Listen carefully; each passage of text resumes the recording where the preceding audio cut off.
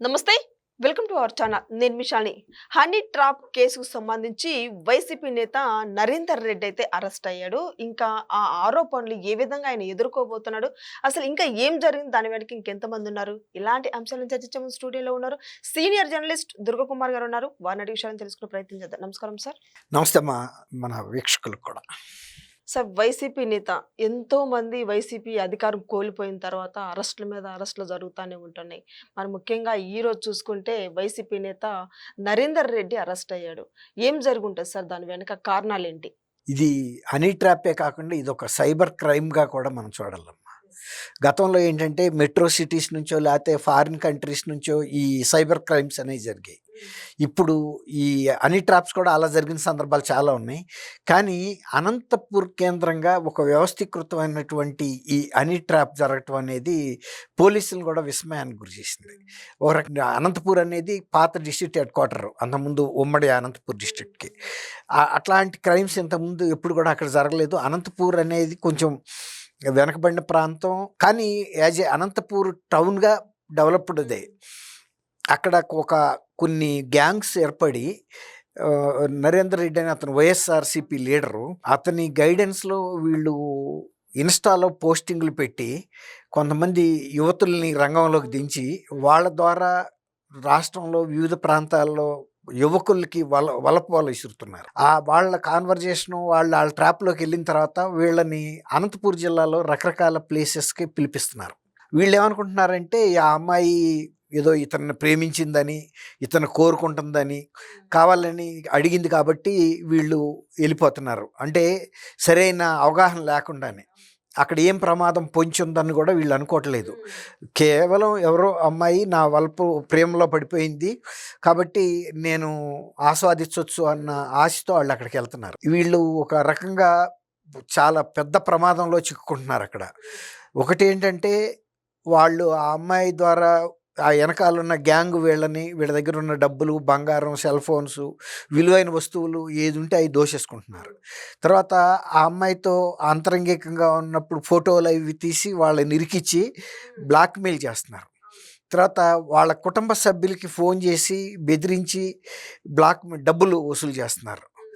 అంటే ఒక క్రైమ్ కాదు, ఒక రకం కాదు. వాళ్ళకి ఎట్లాంటి అవకాశాలుంటే అలా కూడా చేస్తున్నారు. అలాగే ఇప్పుడు రంగమ్మ అనే ఆమెను ఒక గ్యాంగ్ లీడర్ ఆమె ఇసిరిన వల ఎక్కడికి ఇసిరింది? పల్నాడులో ఒక యువకుడికి ఇసిరింది. అతను చిక్కుకున్న తర్వాత అతన్ని గుత్తికి రమ్మన్నారు. ఇతను అమాయకంగా వెళ్ళిపోయాడు. నిర్మానుష్య ప్రదేశానికి తీసుకెళ్లారు. చేయాల్సిన దోపిడీ, దౌర్జన్యం అంతా చేశారు. అతను పోలీస్ కేసు పెట్టినప్పుడు పోలీసులు రంగంలోకి దిగితే అతను ఓంప్రకాష్ అని ఈ రంగమ్మకు ఒక డ్రైవరు. వాడు ఆ అమ్మాయి తమ్ముడేనని చెప్తున్నారు. ఇట్లా వీళ్ళంతా కూడా ఒక పాష్‌గా తిరుగుతూ ఇలాంటి క్రైమ్స్ చేస్తున్నారు. ఎవరికి అనుమానం రాదు. ఇప్పుడు ఆమె ఒక డ్రైవర్‌ని మెయింటైన్ చేసి ఆమె ఇలాంటి వల విసిరే ఒక కుంభకోణంలో ఉంటుందని ఎవడనుకుంటాడు? పోలీసులు కూడా అనుకోలేదు. కానీ ఈ ఫోన్ ట్రాపింగ్ ఎంత చూసిన తర్వాత, ఈ క్లూస్ అన్నీ దొరికిన తర్వాత వీటిని సెటిల్మెంట్ చేయటానికి నరేందర్ రెడ్డి కొంతమంది పాత్రికేయులను కూడా, స్థానిక పాత్రికేయులను కూడా ఇందులో ఒక గ్యాంగ్‌గా ఏర్పడి వీళ్ళేదో పెద్ద మనుషుల్లాగాను, వీళ్ళు ఆ గ్యాంగ్‌లో సభ్యులే. కానీ పంచాయతీ వాళ్ళ దగ్గరికి తీసుకెళ్ళినప్పుడు వీళ్ళకేమీ ఆ నాలెడ్జ్ లేనట్టు, ఆ పంచాయతీని మీ తరపు నుండి మేము పరిష్కరిస్తున్నాం, లేకపోతే ఇంకా చాలా తీవ్రం అవుతుంది, ఇది పోలీస్ కేసు అయిందంటే మిమ్మల్నే అరెస్ట్ చేస్తారు అని తిరిగి వాళ్ళని బెదిరించడం. కాబట్టి ఆ సెటిల్మెంట్ కూడా హై అమౌంట్స్‌తో పెడుతున్నారు. ఎందుకంటే అతను కూడా పరువు పోతుంది, నా జీవితం భవిష్యత్తు ఏమవుతుందో పోలీస్ కేసులు అయితే అనే భయంతో ఎంత అమౌంట్లు వాళ్ళు సెటిల్మెంట్ చేస్తే అంత ఇస్తున్నారు. ఇచ్చిన తర్వాత వాళ్ళు పంచుకుంటున్నారు. ఇది అక్కడ జరుగుతున్న స్కాండల్. కాబట్టి ఇప్పుడు ఎవరైనా కూడా యువకులు ఇలాంటి ఇన్‌స్టాలో గానీ, లేకపోతే ఫేస్‌బుక్‌ల్లో గానీ, ఇంకొక వేదికల్లో గానీ వెళ్ళేటప్పుడు చాలా జాగ్రత్తగా ఉండాలి. అసలు అపరిచితులతో అంత డీప్‌గా వెళ్ళాల్సిన అవసరం లేదు. మరీ ముఖ్యంగా ఈ లేడీస్ పేరుతో వచ్చే ఇట్లాంటి ఇన్విటేషన్స్ వెనకాల ఎలాంటి ప్రమాదాలు ఉంటాయో గతంలో అనేక సార్లు జరిగినాయి. ఇది కొత్త ఏం కాదు. కాకపోతే అనంతపూర్‌ని కేంద్రంగా చేసుకుని ఇది నడపటం అనేది కొంచెం విచిత్రంగా అనిపిస్తుంది. అంటే అక్కడ కొంచెం పబ్లిక్ సమాజం అనేది ఒక చిన్న ప్రదేశం అది. మొన్న ఈ మధ్య తెనాల నుంచి కూడా మీరు గమనిస్తే అక్కడి నుంచి కూడా కొంతమంది యువతులు నగ్నంగా ప్రదర్శన ఇచ్చి వాళ్ళ దగ్గర టికెట్ అంటే 399 రూపీస్ 400 రూపీస్ ఏదో సంథింగ్ అట్లా స్లాబ్ రేట్లు పెట్టి వీడియోలు చూపించేవాళ్ళని మనం లైవ్ విన్నాం. అక్కడ కూడా పట్టుకున్నారు. నిజానికి తెనాలిది కూడా దీనికన్నా వరస్ట్ కేసు అది. అది అసలు వాళ్ళు కొన్ని బిల్డింగ్స్ అద్దెకి తీసుకుని అక్కడ నుంచి ఒక కంపెనీ నడుపుతున్నారని, అక్కడికి వెళ్ళి ఆడపిల్లలు కూడా మేము ఏదో కంపెనీలో ఉద్యోగాలు చేస్తున్నామని ఐడి కార్డ్స్ కూడా ఇచ్చారు, ఫలానా కంపెనీ వాళ్ళు పనిచేస్తున్నట్టు.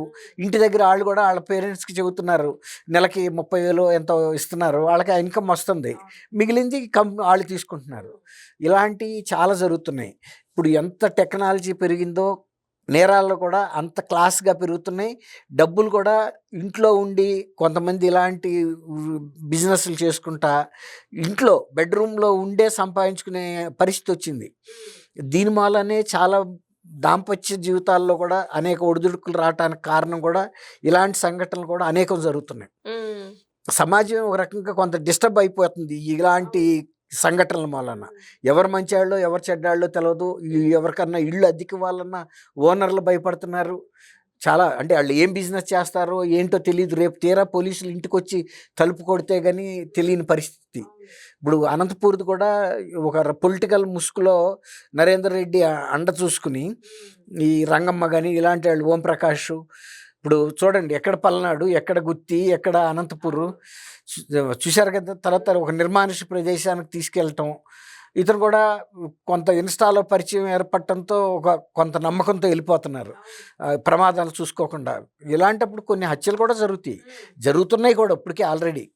ఇప్పుడు అతను రెసిస్ట్ చేశాడు అనుకోండి, డెఫినెట్గా చంపేస్తారు.